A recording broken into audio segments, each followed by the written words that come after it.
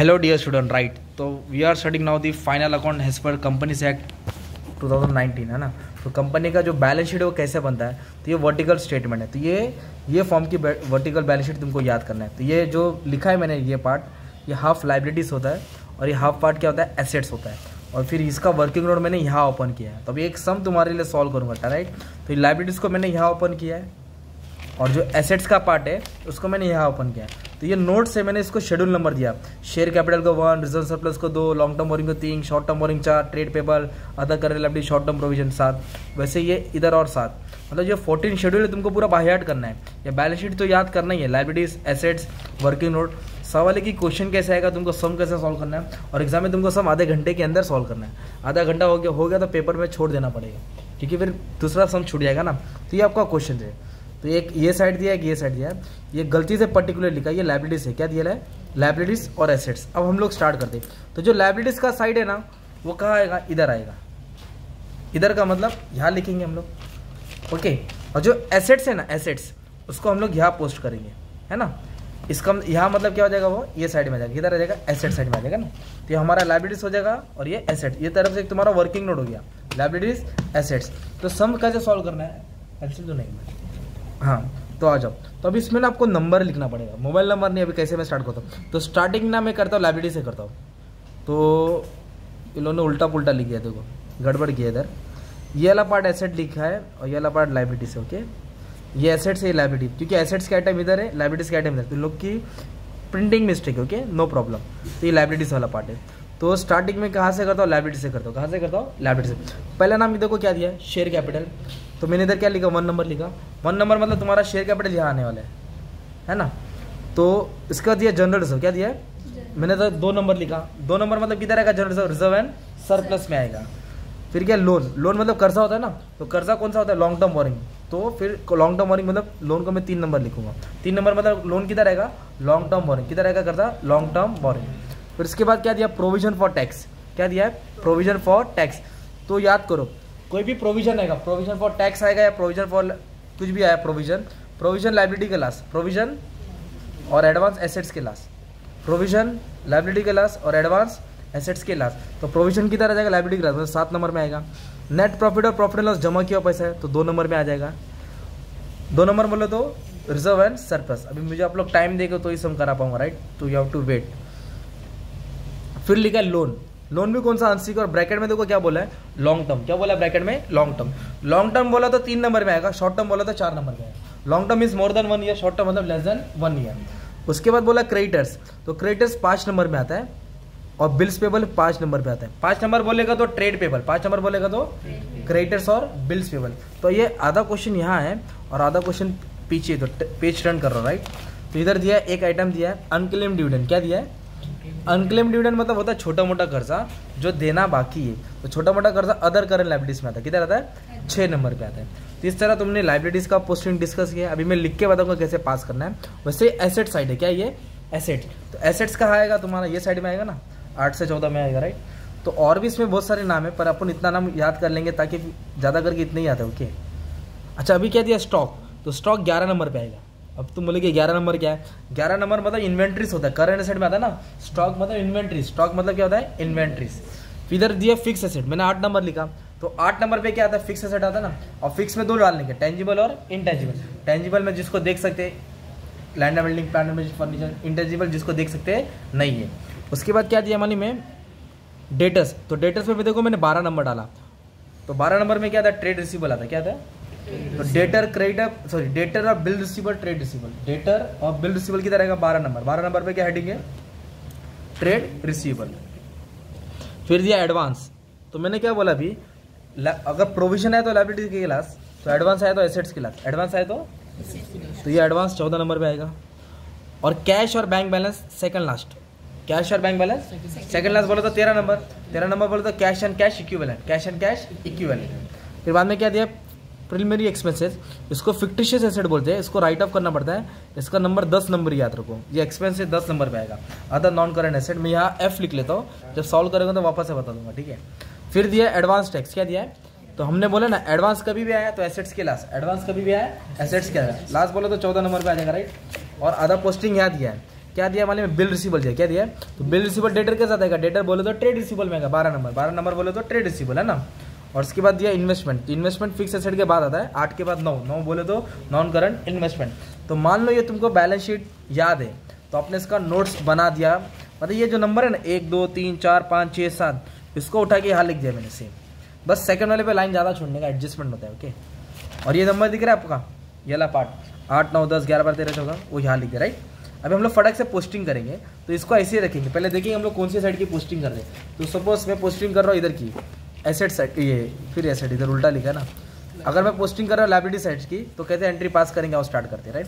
तो एक एक नाम पड़ेगा, एक एक पोस्ट करेंगे। तो पहला नंबर क्या, शेयर कैपिटल, शेयर कैपिटल पे क्या नंबर डालो 1 ना, 1 में डाल दो ना यार, इधर लिख देंगे शेयर कैपिटल, जैसा है वैसे ही लिखने का है, शेयर कैपिटल लिखो, थोड़ा हैंडराइटिंग संभाल लेना। इक्विटी शेयर लिखा है, पूरा अमाउंट डाल दो बाहर 40 लाख। ओके, नेक्स्ट क्या दिया, जनरल रिजर्व, क्या दिया है 1,40,000। तो जनरल रिजर्व पे एडजस्टमेंट रहेगा, तो उसको मैं अंदर लिखता हूँ, फिर इसके पीछे कहानी है एडजस्टमेंट में समझाता हूँ। लोन पे नंबर देखो क्या दिया, 3 नंबर बोले तो लोन किधर आएगा, लॉन्ग टर्म बोरिंग में आएगा ना। तो लॉन्ग टर्म बोरिंग में क्या आएगा, याद करो, लोन और डिबेंचर्स, क्या आएगा, लोन और डिबेंचर्स। तो लोन कितना दिया 6 लाख, तो इधर 6 लाख लिख दिया। अभी तुम्हारे लिए fast and furious, provision liability के लास्ट ना, लायबिलिटी के लास्ट बोले तो 7 नंबर, इधर आ जाएगा शॉर्ट टर्म प्रोविजन, क्या आ जाएगा शॉर्ट टर्म प्रोविजन, इधर लिखिए provision for tax, provision for tax, short term provision liability के लास्ट में आ जाएगा 22,000। नेक्स्ट क्या दिया हमारे में, नेट प्रॉफिट, क्या दिया है, और प्रॉफिट एंड लॉस, ये कंपनी का जमा किया हुआ पैसा रहता है, करंट ईयर का प्रॉफिट। तो जब जमा किया हुआ पैसा सब रिजर्व एंड सरप्लस में आएगा, तो उसको कैसे सजाने का मालूम है क्या, तो सबसे पहले ये लिखने का प्रॉफिट एंड लॉस, क्या लिखने का, और एक फिर लिखने का नेट प्रॉफिट। ये profit and loss last year का रहता है, ये नेट प्रॉफिट करंट ईयर का रहता है। अभी दोनों को लिख के ऐड करेंगे तो profit and loss opening balance 2 lakh, मतलब पिछले साल का कितना है 2 लाख, और कंपनी ने इस साल कितना रुपया कमाया मालूम, 5,40,000, कितना कमाया 5,40,000, जिसे लिखेंगे 5,40,000। तो कुल मिला के कंपनी के पास कितना रुपया 7,40,000 है ना, ये कंपनी का प्रॉफिट है, क्या है कंपनी का प्रॉफिट। दोनों का मैंने क्या कर दिया मालूम है, ऐड कर दिया ना। उसके बाद क्या दिया मालूम है, अनसिक्योर लोन, देखो ब्रैकेट में लॉन्ग टर्म बोला है तो इसके लिए 3 नंबर में है, शॉर्ट टर्म बोला तो किधर आता था 4 नंबर, इधर लिखेंगे अनसिक्योर लोन, जैसा टेबल में दिया वैसे लिखने का, ठीक है। अनसिक्योर लोन का अमाउंट कितना दिया 1 लाख, कितना दिया 1 लाख। नेक्स्ट क्या दिया है, क्रेडिटर्स, क्या दिया है, तो याद रखो क्रेडिटर्स और बिल्स पेबल ट्रेड पेबल में आएगा, और डेटर और बिल रिसीबल ट्रेड रिसीबल में आएगा। तो इधर आएगा ट्रेड पेबल में आएगा क्रेडिटर्स, क्या आएगा, और एक जोड़ी क्या इसका बिल्स पेबल, कितना दिया मालूम है, क्रेडिटर्स का अमाउंट 2,80,000, तो 2,80,000 लिख दिया, राइट। उसके बाद पेज टर्न करके एक आइटम ऊपर दिया अनक्लेम डिविडेंड, मतलब डिविडेंड देना बाकी है। तो छोटा मोटा जो भी कर्जा होता है अदर करंट लायबिलिटीज में डिविडेंड देना बाकी है, outstanding expense, outstanding interest, outstanding fees, मतलब जो डिविडेंड बाकी है वो सब यहाँ लिखने का। तो अनक्लेम डिविडेंड मतलब कंपनी ने डिविडेंड नहीं बांटी है पर कोई लेने आया नहीं, तो पर कंपनी को पे तो करना ही पड़ेगा 10,000, कितना है 10,000। अनक्लेम डिविडेंड 6 नंबर में आएगा, 6 बोले तो अदर करंट लायबिलिटीज। तो मैंने क्या किया, लायबिलिटी की एंट्री पास कर दी, किसकी एंट्री पास कर दी, तो वैसे हम लोग अभी सम का थोड़ा आधा हिस्सा और अच्छे से इंटरेस्टिंग बना देता हूँ, अभी आधा और कराने का है। देख रहे हैं अब इसको ये क्यों बनाया मालूम है, इसको टोटल लूंगा मैं 40 लाख आएगा, कितना आएगा, वो एक नंबर पे डालूंगा ना 40 लाख यार, वो वर्किंग नोट था तुम्हारा, 2 को अभी नहीं क्योंकि इस पर एडजस्टमेंट है, तो बाद में 6 और 1 कितना हो गया 7 लाख हो गया है ना, तो 7 लाख इधर डाल दूंगा ना 3 नंबर पे यार। 4 नंबर पे है क्या कुछ, 4 नंबर पे एक भी ट्रेन नहीं है, तो ये खाली रहेगा ना। ट्रेड पेबल कितना है 2,80,000, इसको टोटल लेके तो 2,80,000 इधर आ जाएगा ना। तो पहले वर्किंग नोट सॉल्व करने का, फिर इधर से अमाउंट इधर ट्रांसफर करने का, अकेला 10,000, अकेला 10,000 इधर आ जाएगा ना यार। सेम शॉर्ट टर्म प्रोविजन कितना है 22,000, तो डायरेक्ट इसको 22,000 ट्रांसफर कर देने का, तो ऐसा है, मतलब इधर लिखने का, इधर का टोटल उधर ट्रांसफर करने का। अभी मैं किसका पोस्टिंग करने वाला मालूम है क्या, ये साइड का, एसेट साइड का। तो एसेट साइड में सबसे पहले क्या दिया, स्टॉक, क्या दिया है स्टॉक। तो स्टॉक 11 नंबर पे आएगा, किधर आएगा, तो 11 नंबर पे आपको मालूम होना चाहिए क्या है, इन्वेंट्रीज, क्या है इन्वेंट्री। तो इधर लिख दिया मैंने स्टॉक, स्टॉक का अमाउंट दिया 10 लाख अमाउंट बाहर डाल दिया, ठीक है। उसके बाद क्या दिया, फिक्स एसेट, क्या दिया फिक्स एसेट में एक वर्ड दिया नेट ब्लॉक, क्या दिया है, मतलब डेप्रिसिएशन काट के आया है। तो फिक्स एसेट में डायरेक्ट नेट ब्लॉक इधर ही डाल देंगे, नेट ब्लॉक क्या डाल देंगे, मतलब कट पिट करके आया है। अगर land and building plant and machine है तो अंदर लिखेंगे, गुडविल है तो यहाँ लिखेंगे, अब ये सब दिया ही नहीं है ना, तो डायरेक्ट नेट ब्लॉक डाल देंगे, अमाउंट पूरा सजा के 24,70,000 बाहर डाल देंगे। ओके, नेक्स्ट दिया डेटर्स, क्या दिया डेटर्स 12 नंबर पे आएगा, 12 नंबर पे क्या हेडिंग है, ट्रेड रिसीवर। तो आपको पूरा फॉर्मेट याद करना पड़ेगा यार, ठीक है। तो डेटर्स का अमाउंट कितना है 8 लाख, डेटर्स का अमाउंट कितना है 8 लाख। नेक्स्ट क्या दिया मालूम है क्या, कैश नहीं एडवांस दिया, क्या दिया एडवांस एसेट्स के लास्ट में आएगा, लास्ट बोले तो 14 नंबर है ना। तो इधर स्टाफ एडवांस आएगा, प्रीपेड एक्सपेंस आएगा, है ना, जो भी एडवांस पेमेंट रहेगा वो यहाँ आएगा। एडवांस दिया 170 800। एडवांस के बाद दिया कैश और बैंक, तो कैश और बैंक सेकंड लास्ट बोलो तो कैश और कैश इक्विवेलेंट। इधर लिखेंगे कैश, इधर लिखेंगे बैंक, कैश इन हैंड और बैंक बैलेंस 120 और 988 ऐसा लिख दिया, राइट। उसके बाद क्या दिया है, प्रिलिमिनरी एक्सपेंसेस। मैंने देखो फिक्टिशियस रेट लिखा है, वो 10 नंबर पे आता है, 10 नंबर याद रखने का। जो भी एक्सपेंस रहेगा यहाँ डालेंगे, preliminary expense, discount on shares and share issue expense, एक एक समय एक नाम नया आते रहेंगे। जो भी एक्सपेंस रहेगा 10 नंबर पर डालने का। कितना डालने का, 10 नंबर पर। तो यह नाम याद कर लो आप लोग। तो क्या है, प्रिलिमिनरी एक्सपेंसेस है ना। अच्छा कितना एक्सपेंस दिया है, 53,200। नेक्स्ट बोला एडवांस, क्या बोला है, एडवांस एसेट्स के लास्ट में आएगा ना, लास्ट बोला तो 14 नंबर। इधर लिखेंगे एडवांस टैक्स, क्या लिखेंगे, एडवांस टैक्स 24,000। और 2 पोस्टिंग पीछे, 2 क्या दिया, बिल रिसीवल, क्या दिया है, बिल रिसीवल किधर आएगा, 12 नंबर आएगा। 12 नंबर बोले तो ट्रेड रिसीवल में आएगा। तो बिल रिसीवल का अमाउंट कितना दिया, 1,16,000, तो उसको यहाँ लिख देंगे 1,16,000। और एक एंट्री दिया इन्वेस्टमेंट, क्या दिया है, इन्वेस्टमेंट यहाँ आता है, 9 नंबर में आता है। ओके, तो 9 नंबर की हेडिंग का नाम क्या है, 9 नंबर की हेडिंग है नॉन करंट इन्वेस्टमेंट, क्या है, नॉन करंट इन्वेस्टमेंट। तो इधर आ जाएगा, right, non current investment. Investment का अमाउंट कितना दिया है, माने में क्या, 1.5 लाख। कितना दिया है, 1.5 लाख। ये 1.5 लाख यहाँ आएगा, ठीक है। तो अगर आपने यहाँ पोस्टिंग किया तो इसका टोटल लेंगे 24,70,000। कौन से नंबर पर डालेंगे, 8। तो फिक्स के एसेट के जब आएगा 24,70,000, ऐसा पोस्ट करने का, राइट। फिर दिया इन्वेस्टमेंट 1.5 लाख, 9 नंबर पे आएगा 1.5 लाख। नंबर का खेले, राइट। तो 10 नंबर में कितना टोटल है, उठाएंगे ऐसे, अदर नॉन करेंट एसेट 53,200, तो इधर आ जाएगा 53,200। ओके, फिर इन्वेंट्रीज मतलब स्टॉक होता है, इधर दिया 1 2 3 4 5 6 10 लाख, इधर आ जाएगा 10 लाख। ट्रेड रिसीवल 12 नंबर, दोनों को ऐड करना पड़ेगा ना, तो 8 लाख और 1 लाख 9 लाख, 9,16,000। सपोज 9,16,000 है टोटल, 9,16,000 यहाँ डाल देंगे। कैश और बैंक बैलेंस इन लोगों को क्या करना पड़ेगा, ऐड करना पड़ेगा, राइट। तो ऐड कैसे है, नहीं चलेगा आराम से। 988 प्लस 1,20,000, अगर ऐड कर लेंगे तो 11,08,000।